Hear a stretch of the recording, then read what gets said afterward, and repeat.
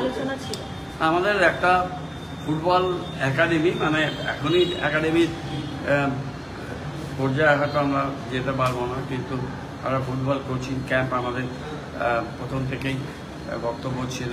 আমরা জয়াপত্র ঘোষকে chief coach করে তার পদ্ধতি নিয়ে আমাদের ফুটবল আমাদের ক্রীড়া সাব কমিটির সাথে আমরা অনেকগুলো মিটিং করেছি। এই একাডেমি বা কোচিং ক্যাম্পটা করা প্রথা পদ্ধতি নিয়ে আমরা আলাপ আলোচনা করলাম।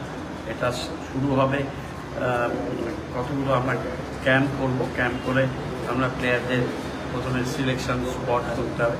তার জন্য শিলিগুড়ি সাব ডিভিশনের স্টেডিয়াম এবং আরও 4-5টা জায়গায় আমরা সেপ্টেম্বর মাসের প্রথম থেকে 15 তারিখের মধ্যে আমরা এই ক্যাম্পগুলো কমপ্লিট করে প্লেয়ার সিলেকশন করব। দুটো এজ গ্রুপে, একদম ছোট দুটো এজ গ্রুপে আমরা প্লেয়ারদের নিয়ে এটা নন রেসিডেন্সিয়াল কোচিং ক্যাম্প বা একাডেমি আমরা প্রথমে করব। তার পরবর্তীকালে ধীরে ধীরে আমরা আরও বেটারমেন্টের জায়গায় যাব। আমরা কোচ, অ্যাসিস্ট্যান্ট কোচ, আমাদের গোলকিপার কোচ, ফিজিক্যাল ইন্সট্রাক্টর, এদের আমরা সবাইকে নিয়ে এই কাজটা একটা করব। আমরা আশা করব যে শিলিগুড়িতে ফুটবলটা এই কোচিং ক্যাম্পের মাধ্যমে কিছু ভালো প্লেয়ার আমরা যদি তৈরি করতে পারি, তারা বিভিন্ন পর্যায়ে খেলে।